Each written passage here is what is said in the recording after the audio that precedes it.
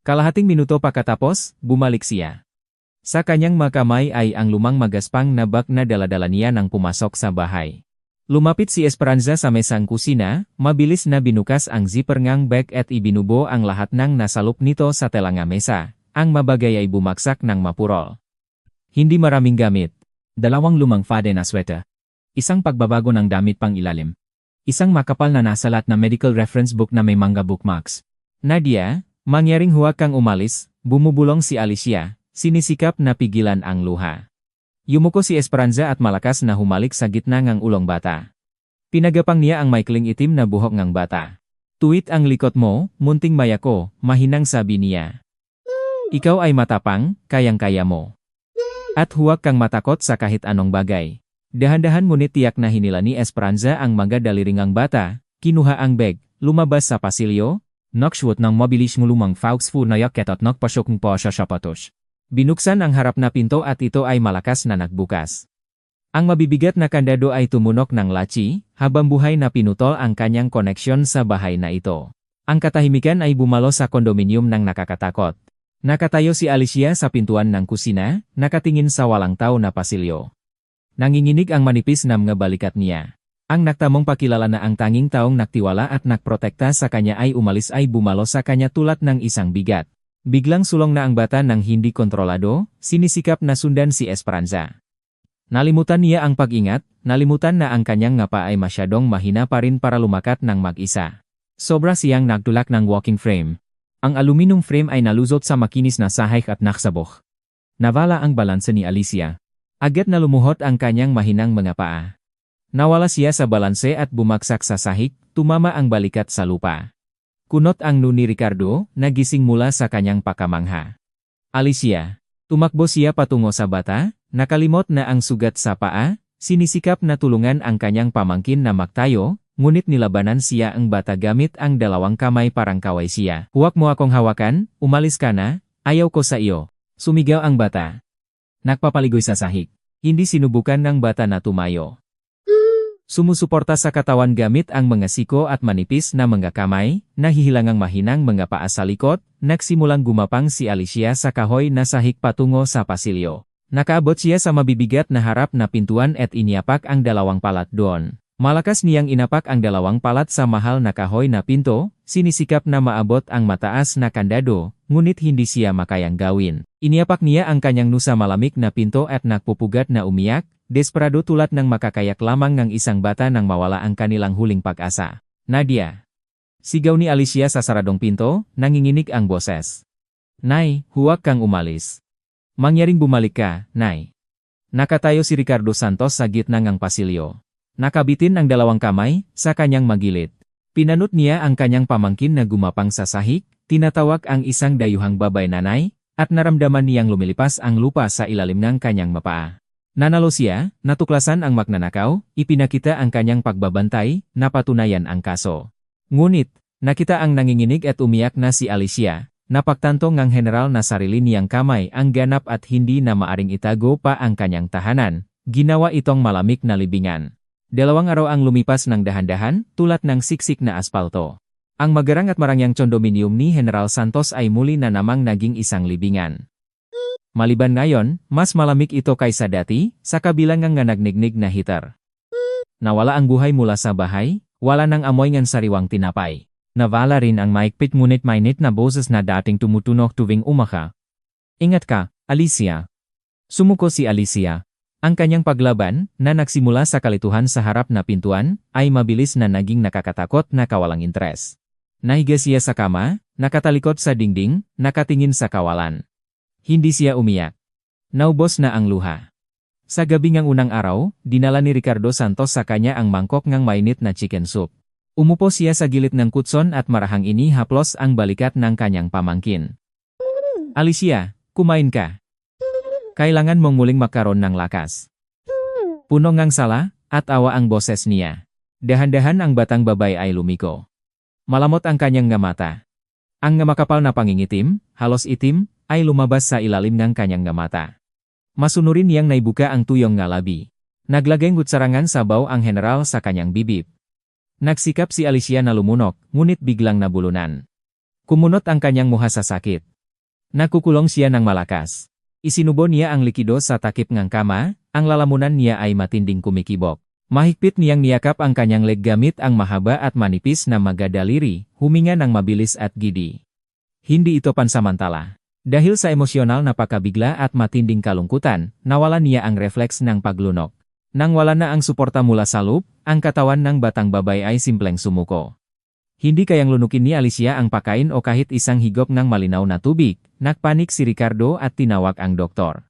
Ang bisiting espesyalista sa paggamot ay matagal na sinuri ang bata, kumunot, at sinukat ang kanyang presyon ng dugo.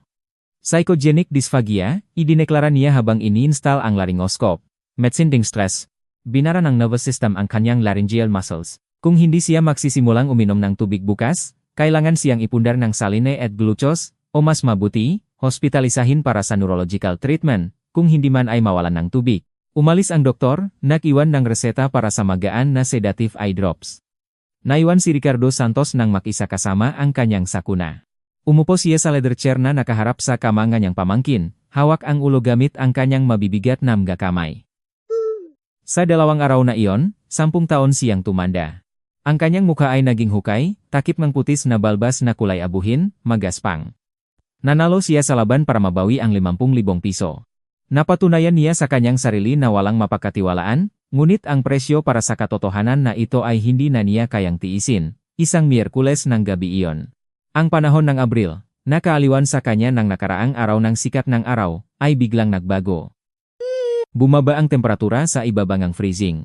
Ang basa at malamig na niyebe kasama ngang ulan ay malakas na tumama sa bintana. Tumunog ang hangin sa madak, kaya ang lumang frame ay bahagyang nanginig. Mabigat at mabilis ang pahinga ni Alicia.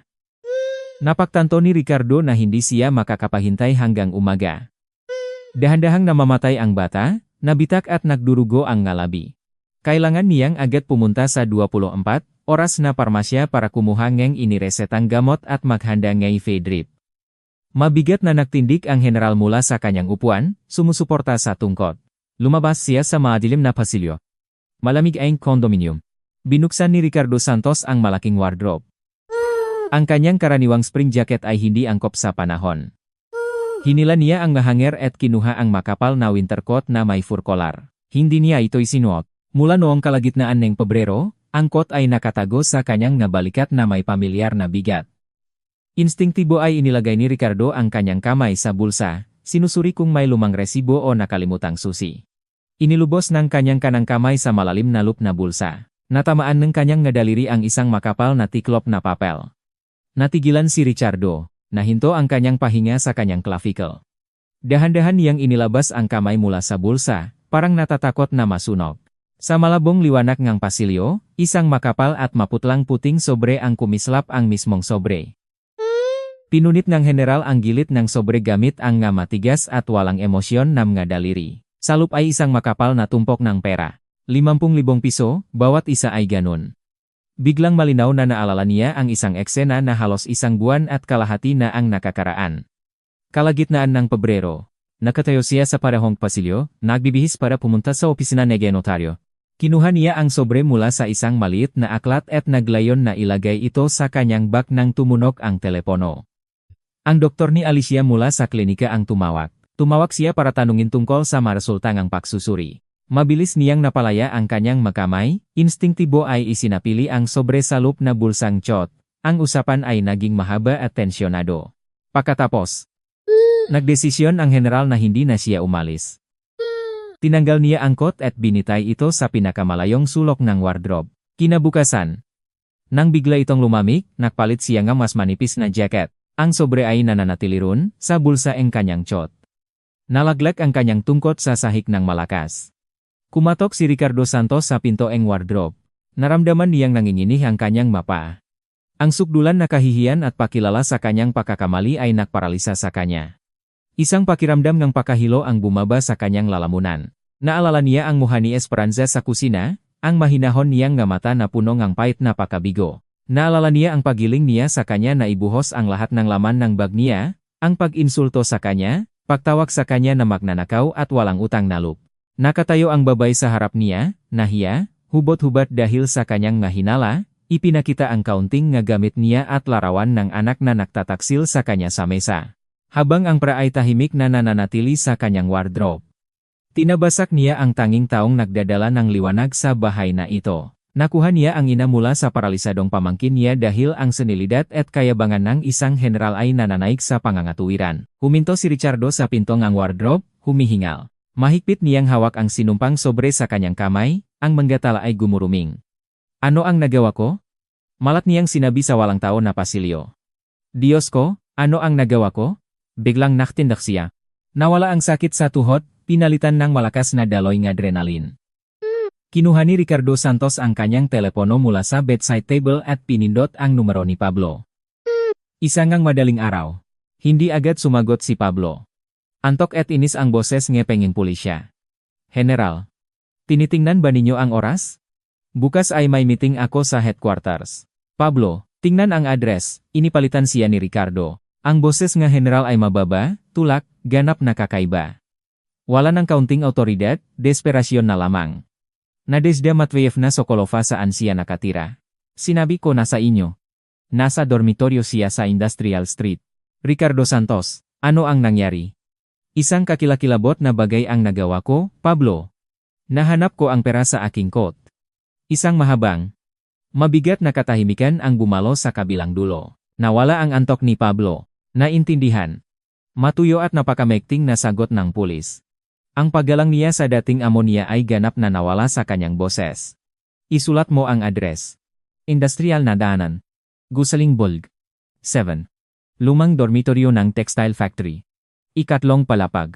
Hindi ko matandaan ang silid, ngunit matatanong ninyo si ate sa bantay kung papayagan niya kayong makapasok. Ibinaba ni Ricardo ang telepono sa kanyang bulsa nang hindi pinapakingan. Hindi niya tinawag ang kanyang sariling kotse at driver. Tumawag siyang city taxi. Ang dilaw na sasakyan ay dahan-dahanang lumakad sa gitna ng umaligit na bagyo ng niebe. Nakadikit ang niebe sa windshield. Halos hindi kayang sumabay ng wiper. Ang lungsot sa labas ng bintana ay nagbabago. Ang mailaw ng pangunahing avenida, magarang tindahan, at makinis na aspalto ay naiwan na sa likod. Pumasok ang taksi sa isang industrial na lugar. Dito, karamihan sa mga streetlight ay nasusunog, nagliliwanag ng malungkot na mga balangkas ng madesapanteng pabrika, walang laman na mga bakot na bato, at manadaan na puno ng butas na may malalim na silo. Tumigil ang sasakyan sa harap ng isang 5 palapak na gusali na gawa sa maasim na pula-pulang laryo. Ang layer ng semento sa fatsade ay nagsimulang kumupas sa mga malaking piraso, nagpapakita ng mabulok na bahagi ng laryo. Maraming bintana ang madilim, ilan ang natatakpan ng plywood. Ang bubong ng harap ng lumang asero ay nakabaluktot. Nandito na tayo, amang. Nanginig ang taxi driver. Hindi na ako alis pa rito. Uwi na ako. Hintay? Hintay. Huwag mong patayin ang metro, nagalit na sinabi ni Ricardo, nagiwan ng malaking tala sa upuan. Lumabas siya sa mainit na sasakyan sa gitna ng sumasakit na hangin. Nakatuwang kay Ricardo ang tungkot, lumapit ang general sa mabibigat na pinto at malakas na hinila. Isang malakas na masamang amoy ang pumasok sa ilong niya. Amoy tungang masim na sopas na repolyo, lumang ihi, murang tabako, at nabubulok na basa-basang semento. Ito ang amoy ng isang walang pakasang panlipunang hukay, ang amoy ng pinakamababang antas.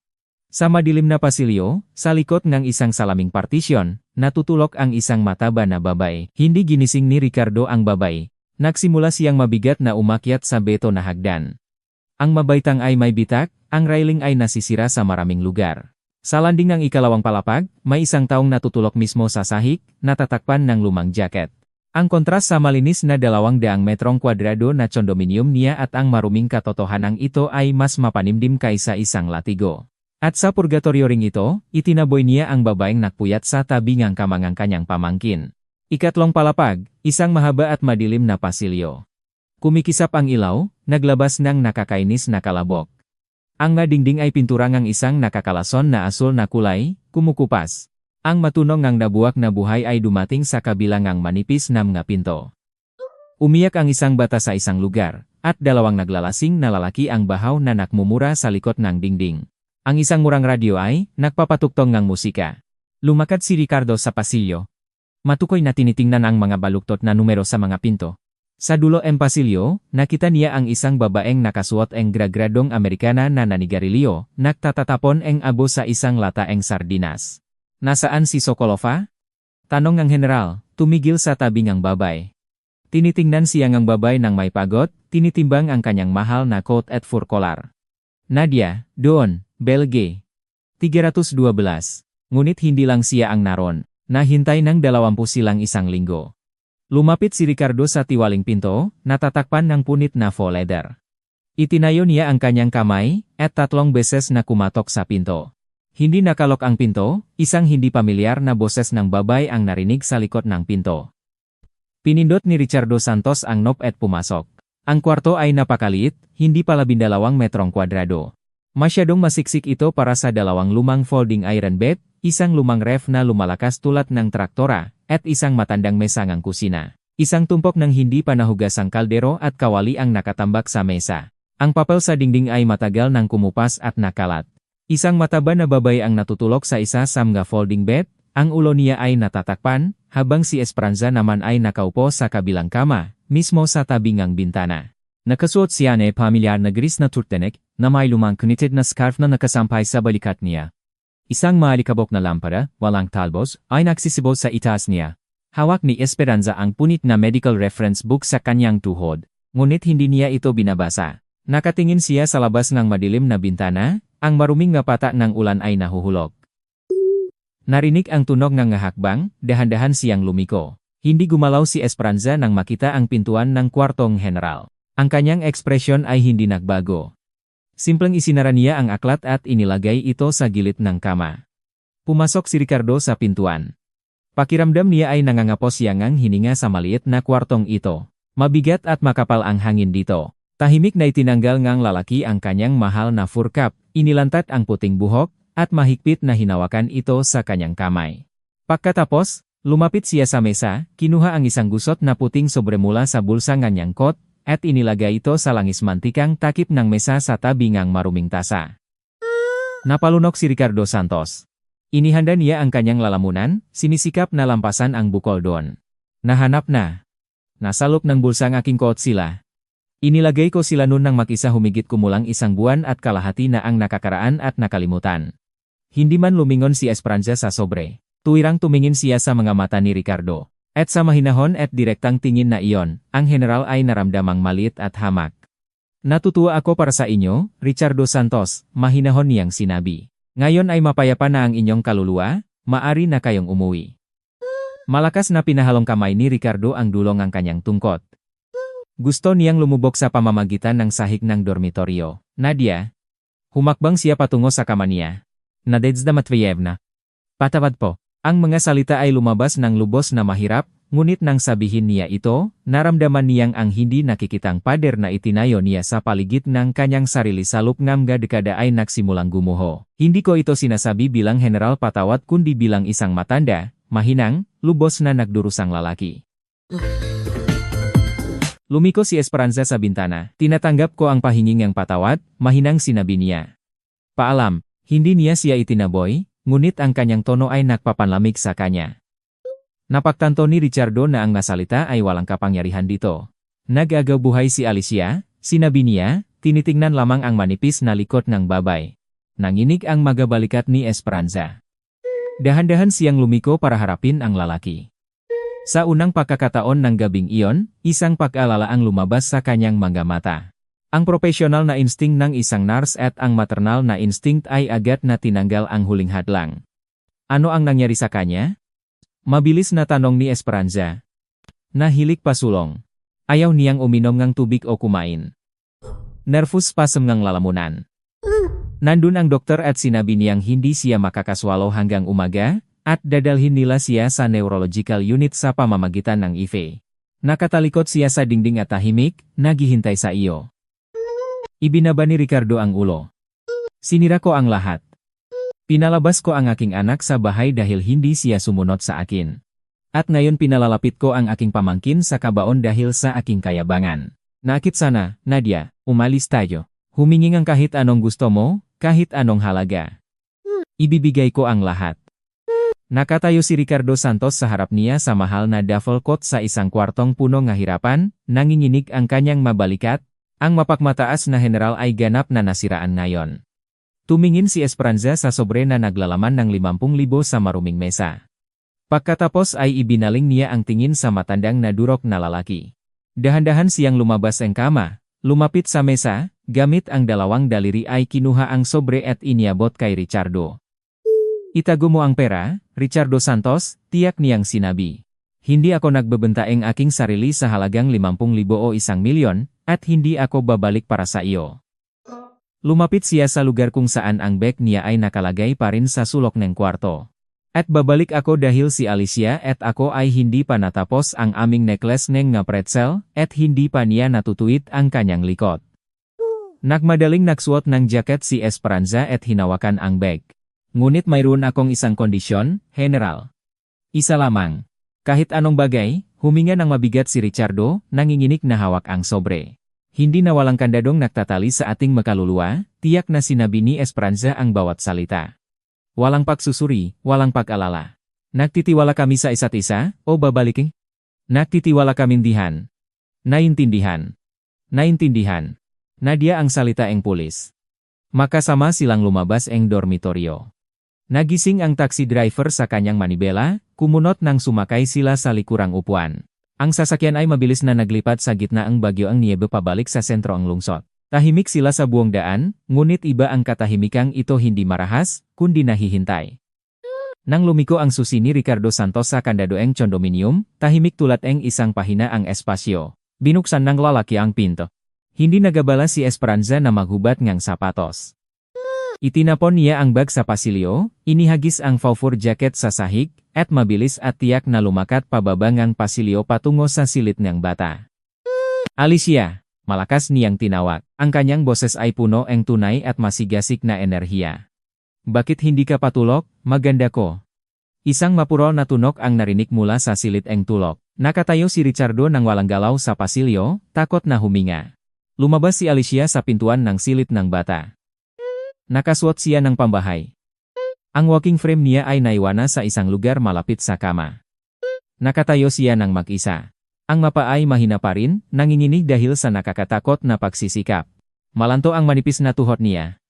Nakahawak siya sa frame ng pinto gamit ang isang kamay, humihinga ng mabilis. Nakita si Esperanza, pinalaya ni Alicia ang kamay niya mula sa frame ng pinto, gumawa siya ng unang hakbang malaya, nagalagalak, hindi tiyak, tulad ng isang bata na nahulaan ng mali. Pagkatapos ay ikalawang hakbang. Nangalaglag ang katawan niya sa isang gilid. Tumakbo si Esperanza at sinalo ang bata ng isang segundo bago siya nawalan ng balanse. Mahigpit na hawak ni Alicia, ang gris na turtleneck ni Esperanza. Ibinaon niya ang mukha sa balikat ni Esperanza. Ang kibot na nagadlang sa kanyang lalamunan sa loob ng 2 araw ay sa wakas ay humupa.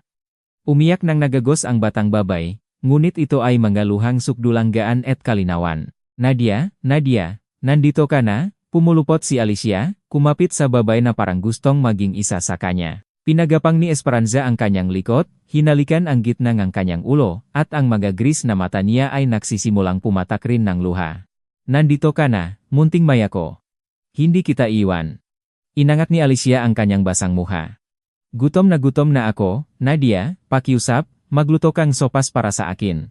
Nakatayo si Ricardo Santos sa madilim na pasilyo. Nakasandal sa wardrobe. Isinara niya ang kanyang mata at umiyak, hindi mahihiyang sa kanyang ngaluha. Sa unang pagkakataon sa maraming taon, umiyak ang matapang at hindi matitinak na lalaki dahil sa kaligayahan. Napagtanto niya ang pinakamahalagang bagay sa kanyang buhay. Ang kapatawaran ay hindi mabibili. Hindi ito maaring iutos. Ang kapatawaran ay isang malaki at mahirap na gawain, ngunit ito lamang ang makapagbabago malamig na mga pader sa isang tunay na tahanan. Dumating ang Mayo sa lungsod na mabangong basa-basang aspalto, ngang umusbong na mga puno, at isang paparating na bagyo. Sa malawak na condominium ni General Santos, lahat ng bintana ay bukas. Isang mainit na hampas ngangin ng taksibol ang humihip sa mahahangin na silid, pinalok ang makapal at maliwanag na mga kurtina. Nakatayo si Ricardo Santos sa pintuan ng silid ng bata. Nakasuot siyang malinis na uniforme. Ang gintong embroidery sa kolar ay bahagyang kumikislap, at ang mabibigat na medalya, na simbolo nga na angkop na nagawa, ay nakabitin sa kanyang malapat na dibdib. Nun, isinuot lamang niya ang unipormeng ito isang beses sa isang taon, para sa opisyal na parada, nagmamartsa sa madaan at tumatanggap ng mga pagbati. Ngunit ngayon, ang kanyang pangunahing parada, ang pinakamahalaga at pinakamahirap na tagumpay na kanyang nakamit, ay naganap dito, sa kwartong puno ng sikat ng araw. Sa gitnang silid nagbata, nakasandal sa sulod nagbintana, nakatayo si Alicia. Nakatayo siya ng mag-isa, wala na ang aluminum walking frame, wala nang tulong. Ang malalaking sinelas ang kanyang mapa ay panatag na nakalagay sa kahoy na sahig. Halata niyang lumago sa taksibol. Ang kanyang makaliwa, hindi pa ganap na sanay sa mamatigas na kurdo, ay malakas na naglalagay nga makomplikadong chord sa fretboard. Nakaupo si Esperanza sa isang kalapit na upuan. Nakasuot siya ng isang simpleng ngunit eleganteng asul na damit na may maliit na mga floral na disenyo. Kumakampang siya sa kanyang tuhod ayon sa ritmo ng musika. Alicia, mas malakas, utos ni Esperanza. Ang boses niya ay malambot ngunit puno ng higpitan. Ibaba ang hinlalaki, kung hindi ay magiging maingay. Sumasakit, Nadia. Nakmukhang masama ang bata ngunit hindi nakpababa ang MN ga kamay, matiyagang gumagalaw ang MN ga daliri sa fretboard. Ang musika ay nangangailangan ng gakalos na kamay, munting maya. Makakaroon ng makaliyo sa dulong nga daliri, makakaroon ng malinaw na tunog, sige, maging matapang. At isa pa. Kinaskas ni Alicia ang akurdo gamit ang kanyang kanang kamay. Ang tunog ay matulis, malakas, tumatahol, ganap na naiba sa pagkakaskas na atubili at nanginginig na nagsimula sila nuwang malamig na gabi ngang Marso. Nagsimulang kumanta ang batang babay. Ang boses niya ay manipis pa rin at hindi pa ganap, ngunit kumanta siya mga nota ng may kagalakan at lakas na hindi iniwan na si Richardo ay kailangang kumagat sa kanyang panga para itago ang kanyang excitement. Ang nakalamnan ng likot ni Alicia, na 6 na buwan na binigyang hugis, minasahe, at muling binigyang anyo ni Esperanza tulad ng matigas na palayo, ngayon ay iningatan ang gulugot niya sa tamang posisyon tulad ng isang matatag at mapagkatiwalaang korset. Tiningnan ni Richardo ang kanyang pamangkin. Ang anino ni Andres ay dumaan sa kanyang isipan. 13 taon na ang nakakaraan, nakatayo ang kanyang anak sa ganap na parehong posisyon, na may parehong matigas at mapanghamong kulubot sa pagitan ng dalawang kilay, mahigpit na hawak ang gitarang ito. Pagkatapos ay si Ricardo, na bulag ng kapangyarihan, ay sumirang ang lahat. Ngayon, sa tulong isang kakaiba at kahangahangang babay, itinayo niya muli ang lahat, nagbigay ng buhay sa kanyang tahanan. Matapos ni Alicia ang melodiya, mataas ang pagangat ng ulo ng may tagumpay, gumamit ng palat para takpan ang makurdo at tumingin sa lolo niya. Kaya, General, gumagalaw ang teddy bear sa kanyang mata. Tataya ako na bahagi ka ng construction battalion. Liligtas ka sa parachuting. Nagpigil ng tawa si Ricardo. Itinatago ang emosyonal na nangiti. Tumayo siyang tuwid.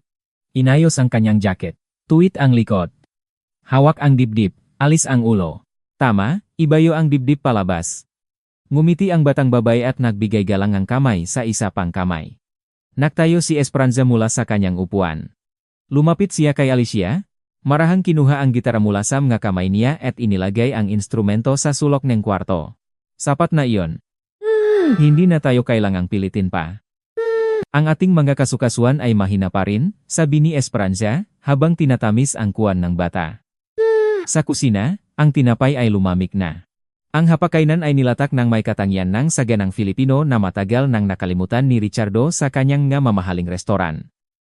Isang inihandang inihaw na manok ang nakatayo ng may dignidad sa gitna ng mesa, at isang pinggan ng homemade ensaladang gulay at kanin ang nagniningning na malapit. Isang malakas na pitselang dalandan na serbesa ang nakalagay doon. Umupo si Ricardo Santos sa katungkulang upuan. Umupo si Esperanza sa harap niya, at si Alicia naman sa tabi. Tiningnan ng general si Esperanza. Sa loob ng 6 na buwan, bahagya siyang nagbago. Ang mamaliit na kulubot sa mukha ay hindi pa nawawala, at ang aputi sa ayos na buhok niya ay hindi bumaba. Ngunit ang mabigat at madilim na kalungkutan na dala-dala niya nang makapasok sa bahay na ito ay nawala na sa kanyang magris na mata. Naging Panginoon na siyang tahanan. Hindi dahil sa posisyon, hindi dahil sa trabaho, kundi dahil sa kanyang kalikasan. Nagbuhos si Ricardo ngaunting beer para sa kanyang sarili sa isang maliit na mabigat na baso. Humingi siya ng mahabang tos, simpleng itinaas lang niya ang baso, maikli siyang tumango sa kanyang sarili, at pagkatapos ay iniinom ng pataas. Pagkatapos, pinunas niya ang kanyang malabi gamit ang napkin, inilagay ang kanyang mabibigat na mga kamay sa mesa, at tiningnan ang kanyang nga babay. Kahapon ay yabala ang aking araw, sinimulan ni Ricardo Santos sa seryoso at propesyonal na tono. Pumunta ako sa abogado. Ngumiti si Alicia habang kumuhang ang tinapay, habang si Esperanza naman ay nakatayo ng walang galaw, ang dalawang kamay ay nakapatong sa tuhod. Naalala ba ninyo ang ating mahal na kamag-anak na si Elvira? Nagalak si Alicia, ngunit walang katatawanan ang ngiti. Ang aking koponan ng seguridad ay gumawa ng kahangahangang trabaho, natuklasan ang ilang napaka-interesanteng detalye tungkol sa kanyang magarang buhay. Lumabas na ang ating ginang ay nagutang ng malaking pera, nagbiling ng furkot, nakpalitan ng kotse, at nakpunta sa bakasyon. At nang tinanong ng bangko kung paano niya babayaran ang pera, kumpiyansa niyang ipinakita sa kanila ang aking medical na record at mga dokumento na nagpapatunay ng kanyang relasyon kay Alicia. Tumigil si Ricardo, lumingon sa paligid ng kusina. Nangutang siya gamit ang aking potensyal na mana bilang kolateral. Naghihintay siya sa akin na makabawi pagkatapos ng atake sa puso at si Alicia na may lagay sa isang pangmatagalang pasilidad. Kinalkula niya ang lahat hanggang sa huling sentimo. Umiling si Esperanza ngunit hindi nagsalita. Naging matigas at puspos ang kasiyahan ang boses ni Ricardo. Ganap kong binago ang aking testamento. Inalis ko ang pangalan ni Elvira sa lahat ng bagay, iniwan sa kanya ang zero. Lahat ng shares ng kumpanya, real estate, accounts lahat ay inilipat sa isang close trust sa pangalan ni Alicia. At ikaw, Nadia, ay itinalaga bilang guardian, administrator, at ganap na may-ari ng condominium na ito sakaling mamatay ako. Namutla si Esperanza. Bigla niyang itinulak ang kanyang sarili mula sa mesa. Ricardo Santos, ano ang sinasabi mo? Hindi ko kailangan ang iyong pera, alam mo iyon.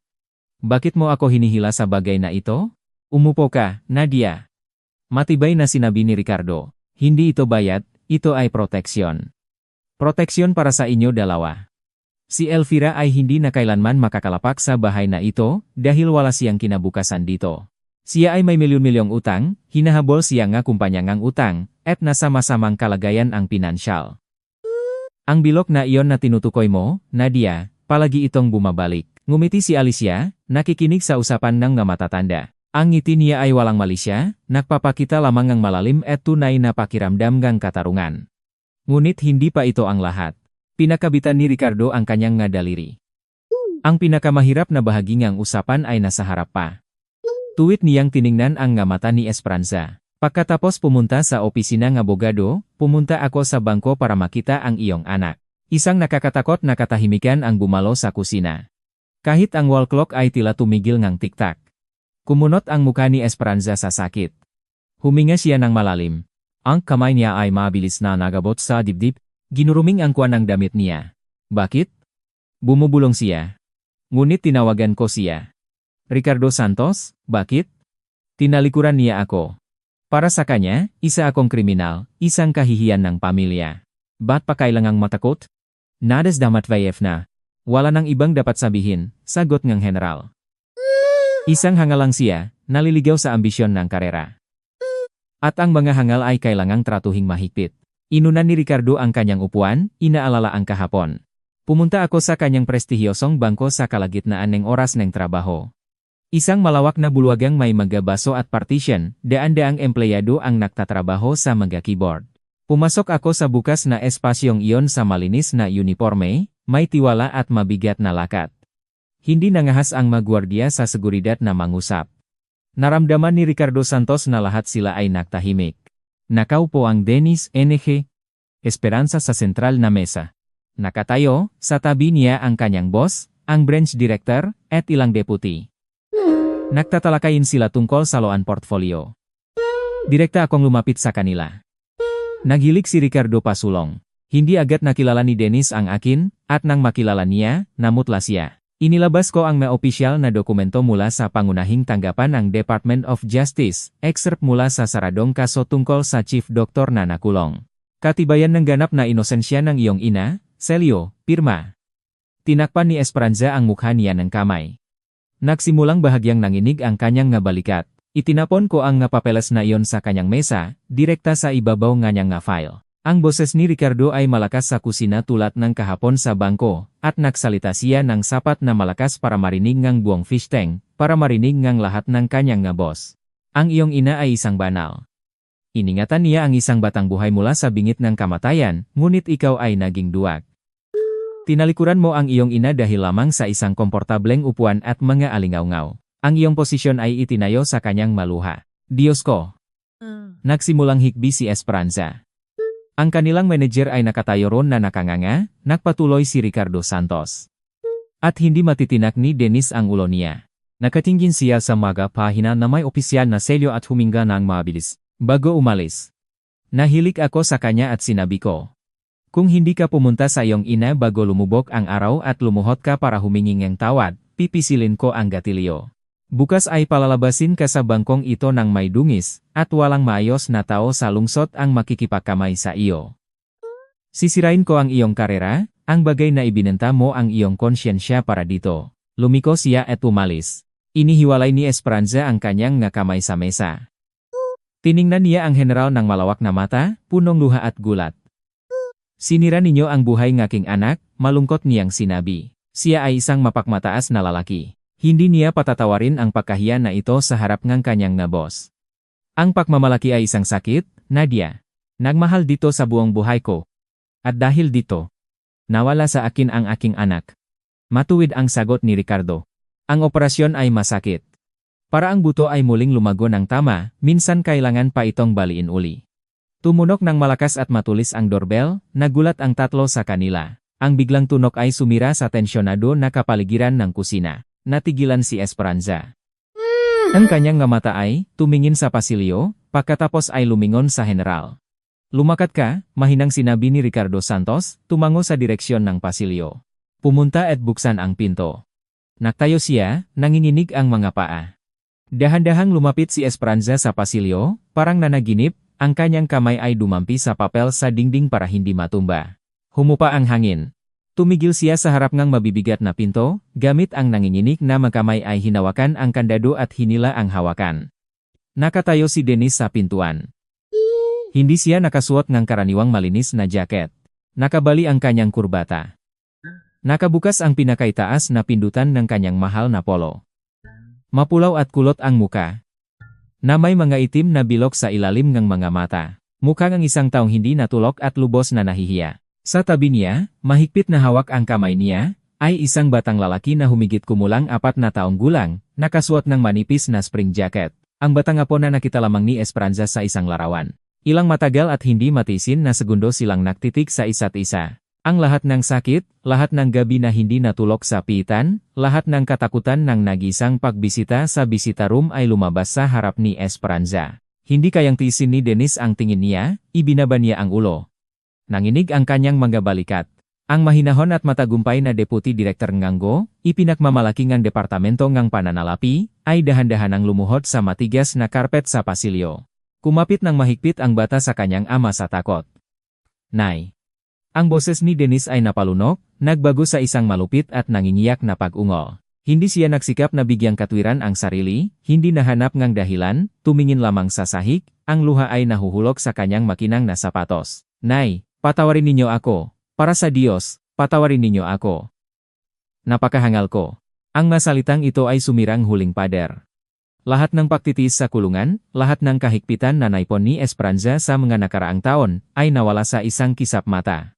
Hindi niya sinisisiya. Hindi niya naalala ang mga medyas na hinubog sa mesa. Ang pagmamahal ng isang ina, walang kondisyon at bukas palat, ay bumaha sa kanya. Lumuhod si Esperanza sa tabi niya. Mahigpit niyang niyakap ang ulong kanyang matatanda ng anak sa kanyang dibdib, ang dalawang kamay ay kumukurot. Dennis ko, anak ko, buhay ka pa. Nangiyak siya, humalik sa gitna ng ulong anak at umindayok. Napansin ng bata na walang sinugatan, nag-atubiling niyakap ang lik ni Esperanza. 3 tao ang nakaupo sa sahig ng pasilyo, makakayakap sa isang blok ng luha, sakit, at walang katapusang kapatawaran. Nakatayo si Ricardo Santos sa pintuan ng sala, natatago sa dilim. Sumusuporta sa tungkot, tumitingin sa paligid. Nagdurusa ang kanyang puso sa isang malinis at maliwanag na kalungkutan. Hindi niya nayakap ang kanyang Andres, ngunit ginawa niya ang lahat ng magagawa niya para ibalik ang anak ng ibang tao sa kanyang ina. Lumapit si Alicia, sa likod niya at marahang hawak ang natitirang kamay nga general, pinakabitan ang kanyang manipis na magadaliri sa magaspang at magaspang na magadaliri nito. Ang pagpatak ng takip silim ay bumagsak sa lungsot na may magandang kulay asul. Isang oras na ang nakakaraan nang umalis si Dennis kasama ang kanyang anak, nangako na babalik sila sa susunod na Sabado at hindi na muling mawawala. Umalis si Dennis kasama ang ibang lalaki. Matagal niyang kinuha ang kamay ni Ricardo Santos sa pasilyo, nang walang kinikilala, nagtitingnan lamang sa mga mata ang general nang may malalim at lalaking pag-unawa sa aralin na natuto niya. Sa oras na ito, nakatayo si Ricardo at si Esperanza sa isang malawak na balkonahe. Pinagsalabay ngang hangin ang puting buhok ni Ricardo at ang manakniningning na hiblang ang buhok ni Esperanza sa kanyang ayos na bun. Sa isang lugar sa kalayuan, sa gitna ngang lungsot, isang paputok ang natunog. Ang gabi ay nawala sa isang malaking asul na globo, pagkatapos ay sa isang segundo ay sumabog ito sa libu-libong kumikinang na mga bituin. Isa pang paputok ang tumaas, namumula ang naulap. Maligayang araw ngang kalayaan, mahinang sinabi ni Ricardo Santos, nakatingin sa mailaw. Tagumpay. Sumagot si Esperanza. Nakatayo silang magkasama, nakasandal sa railing. Lumiko si Ricardo at tumingin sa muhang babae, tinitignan ang kalmadong tiyong ang tiyanyang muha. Inalis niya ang kamay mula sa railing at marahang ngunit tiyak na inilagay ang kanyang malawak at mabigat na kamay sa magaspang na palat ng babae. Hindi gumalaw si Esperanza. Hindi siya umatras. Sa kabaliktaran, ang kanyang madaliri ay bahagyang nanginig, sumasagot sa haplos niya ng magaan ngunit mainit na pagkakahawak. Lumiko siya sa kanya at ngumiti. Ito ang pinakamaliwanag na ngiti na nakitang general sa buong buhay niya. Si Ricardo Santos, dating general, dating malupit, at dating lubos na nag-iisang lalaki, ay tumingin sa masinak na iyon at tiyak na alam, ang kanyang personal at matagal na pakikipaglaban ay tapos na. Hininto na niya ang pahatingang mundo sa sarili at sa kanila. Ang malamig na libingan na dati ay ngayon ay tirahan ng isang tunay na tahimik na pamilya. Lumapit si Alicia sa kanila sa balkonay, niyakap si Esperanza at natawa sa isang gabiro na kinuwento ni Gilolo niya. At sa tapat at mainit na tawang iyon, lahat ng lumang alitan ay naglaho. Sa inyo, mga mambabasa, ang kwentong ito ay nagtapos na. Pindutin ang like kung sumasang-ayon kayo na ang karma ang kapalaran ay palaging darating sa mga nakasala, at ang kabaitan at kapatawaran ay makakapagpagaling ng kahit na pinakanasugatan na kaluluwa. Ibahagi ninyo sa mga komento kung ano ang gagawin ninyo kung kayo ay nasa posisyon ni Esperanza. Jara. Jari sa ana. Jari sa mapatawat kaya ninyo ang inyong anak dahil sa pagtataksil para sa karera? At tama. Si General Santos nang tanggalin ang karapatan sa mana ni Elvira.